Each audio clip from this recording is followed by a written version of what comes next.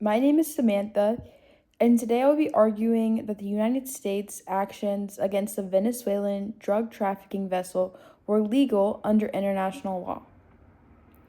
Even though this topic sounds complex, there are several reasons why the United States had the right to act. First, the Venezuelan vessel was not clearly a government ship.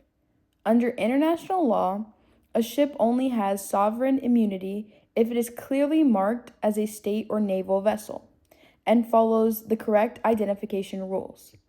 But reports say this vessel had no real markings, did not answer radio calls, and was moving in a way that looked like a criminal smuggling boat.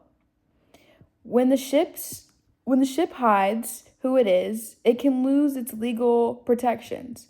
Because the ship did not show proof that it was a Venezuelan government vessel, the United States was allowed to treat it like a suspicious or criminal vessel. Second, drug trafficking is not just a small police problem. It is a major international crime, and several treaties allow countries to take action against drug smuggling boats. The 1988 UN Convention Against Illicit Traffic in Narcotic Drugs, for example, gives the countries the right to stop and inspect vessels suspected of carrying illegal drugs in international waters. Many nations in the region, including Venezuela, have agreements that allowed stronger action against drug smuggling because it threatens the safety and security of the nation. So if the United States believed the vessel was part of the drug trafficking, it had the legal reason to stop it under these agreements. To begin, again, the United States argues self-protection at sea. This is different from self-defense against an armed attack.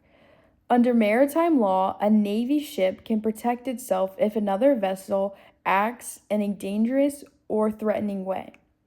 According to U.S. reports, the Venezuelan vessel tried to ram the U.S. ship and ignored warnings. How would you feel if somebody came into your area and tried to ram you? Would you just stop and let them pass? Or would you take the correct measures to protect yourself? Continuing, when a vessel puts a warship at risk, the warship is allowed to use reasonable force to protect its crew. This is a normal rule in maritime security. Finally, the U.S.'s response was proportionate. The U.S. did not attack Venezuela or launch a military strike. It only acted to stop one dangerous vessel that refused to identify itself and was suspected of being part of drug operations.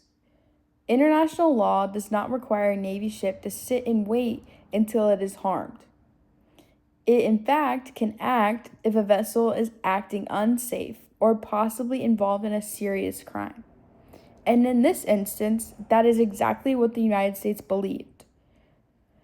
Because the vessel ignored signals, acted aggressively, and did not show it was a state ship, the U.S. had a lawful reason to use limited force.